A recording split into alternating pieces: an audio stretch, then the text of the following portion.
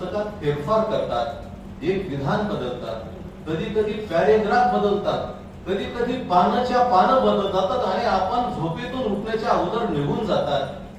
कवयित्री शेवटी म्हणते हे कदाचित खरंच असेल, कारण ते पुस्तक हातात घेतल्यावर त्याचा जो आपल्याला अर्थ कळतो, अरे हे पुस्तक मी काही कालखंडापूर्वी, महिन्यापूर्वी वाचलं होतं, वर्षापूर्वी वाचलं होतं, त्याचा अर्थ कळला होता, वेगळा वाटला होता, आज वेगळा का वाटतो? कदाचित हे भूत, लेखकांची भूत येऊन असा बदल करत असते. हा गमतीच आहे. आपल्याला भूतही दिसलं नाही, आपल्याला देवही दिसला नाही, पण त्याचा आशय इतका महत्वाचा आहे. ही कविता मला नव्यानं का भेटते याचा जेव्हा मी विचार करतो, तेव्हा या कवितेला अन्वयाचे मारे फुटतात.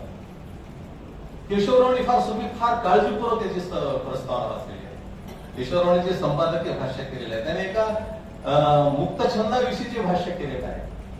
केशवराव म्हणतात की मुक्तछंदातली कविता थोडीशी कोरडी असते, त्याला नाद नसतो, लय नसते.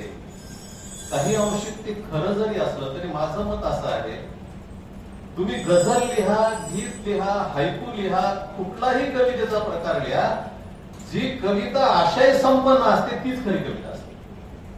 आणि मग तुम्ही गझल लिहिले, सगळे ते शेर लिहिले, ते व्याकरण, ते शास्त्र पाळून त्यामध्ये आशय जर नसेल तर ती कविताच नसते.